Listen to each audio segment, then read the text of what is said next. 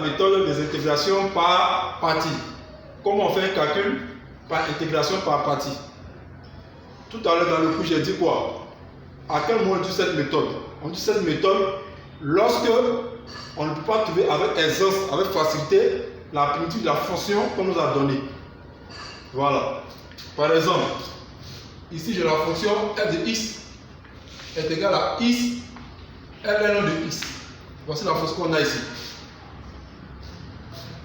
Pour trouver la primitive de cette fonction, je pense que même si on vous donne un mois ou bien une année, vous allez avoir du mal à trouver la primitive de cette fonction. X ln de x. Voilà.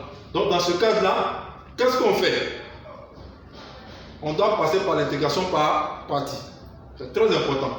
Donc lorsqu'on ne peut pas trouver avec facilité la primitive d'une fonction, on est obligé d'utiliser l'intégration par partie. Et comment ça se passe? C'est ça très bien. Je prends donc grand A est égal intégrale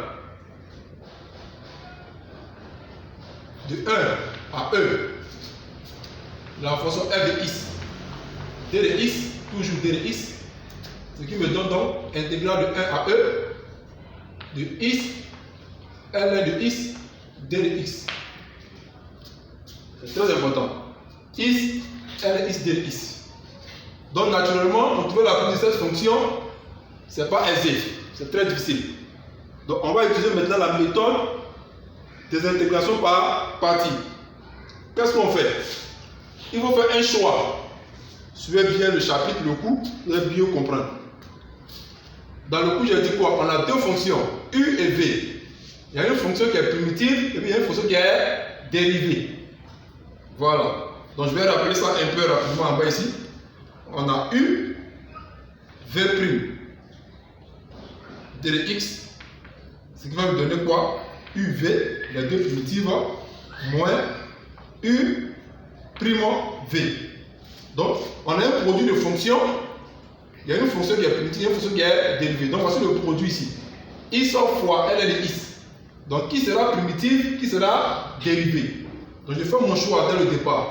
Donc, je mets ici U de x, point virgule, V' de x.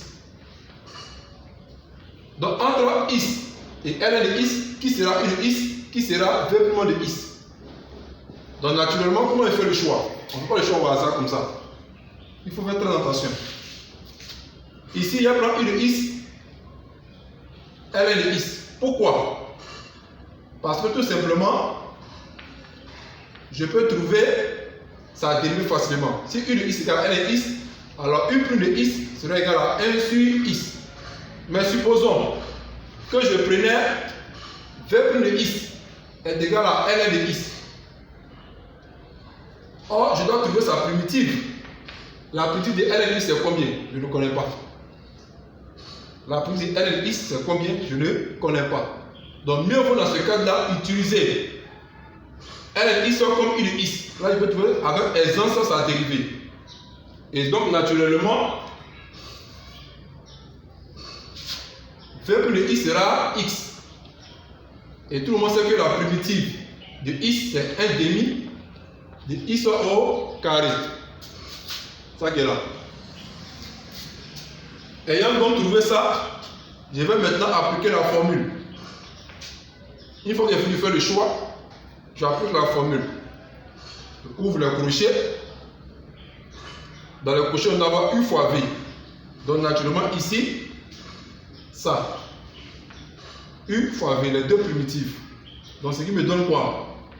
1 demi de x carré fois ln de x, 1 à E, on ne peut pas les prendre, moins l'intégrale de 1 à E, on est U' fois V, parce que U' qui est 1 sur x, donc 1 sur x fois V, V c'est 1 demi, donc 1 demi de x carré d de x, on n'est pas oublié aussi. Voilà, donc c'est un peu ça. Une fois que j'ai fini ça, je vais maintenant procéder au calcul. Ici, on veut 1 demi. Bon, si je vais écrire x carré sur 2 ln de x, tout simplement. 1 à E, moins, ici je calcule ça, l'intégrale de 1 à E. Ça, en calculant ça, le I, ça se simplifie. Ça me fait tout simplement 1 demi de is. De is. Voilà. Ensuite, ici il y a is carré, ln de is sur 2, 1 à E, moins, ici le 1 demi là, je peux le déplacer. Je vais avoir le 1 demi ici, derrière l'intégrale de 1 à E, de is, de is. Et naturellement encore, ici il y a is carré, ici 2, moins 1 demi crochet. La peinture de is, tout le monde sait que c'est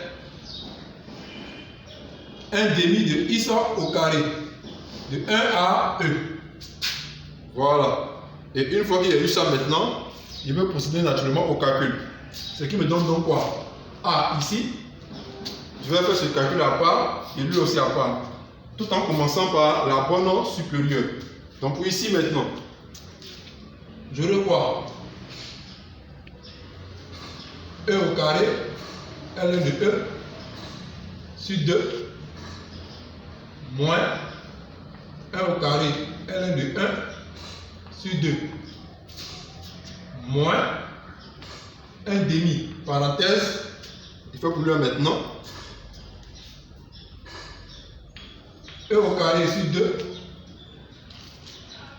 moins 1 au carré sur 2. Voilà. Et naturellement ici, ln de E ça fait 1. Donc ici j'aurai quoi? E au carré sur 2. Ici ln de E ça fait 0. Ça fait moins 0.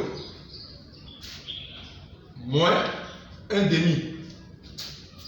Ici j'ai E au carré sur 2. Moins 1 demi. Donc naturellement ici j'aurai E au carré sur 2. Moins, je développe maintenant. Moins E au carré sur 4 plus 1 quart.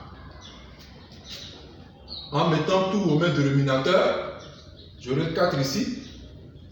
Donc naturellement ici j'aurai 2E au carré moins E au carré plus 1. Donc ce qui me donne naturellement 2 au carré moins E au carré vers E au carré plus 1 sur 4. Alors, voici le résultat final. Donc, ce qu'il faut retenir, c'est ici. Tout se passe ici. Tu fais un mauvais choix, tu es bloqué. Donc, il faut bien suivre ce côté-là et tout le reste là, ce sont les calculs simplement. Nous vous remercions.